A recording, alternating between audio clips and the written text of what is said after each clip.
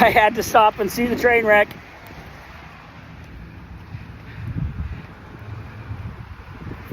Wow. That is a framing fail. And that wall fell down last night. So 10-foot section of wall right here. They had this lift propped up behind it. They had that lift on the other side and that lift. This one wall did flat out didn't have enough support. Maybe if this lift had been turned the same direction as the others, it wouldn't have been able to knock the lift over.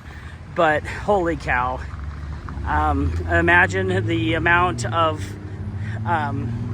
conduit and piping that they're gonna have to redo, or at least repair. It's just crazy. Here's the whole scope of it back on this side.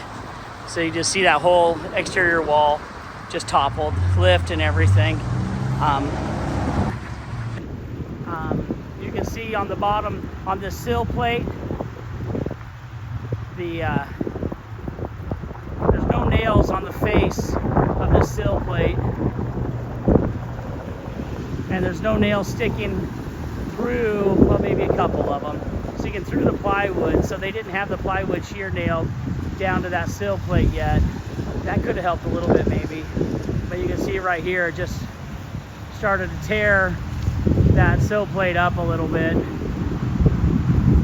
Imagine the amount of force it took to knock that wall over and the lift and everything, and then just completely shatter the shear wall going this direction around that lift.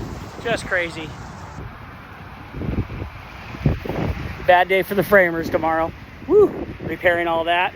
I hate to see their back charge bill when it comes time for all the electricians and the plumbers to repair all the pipe stub ups.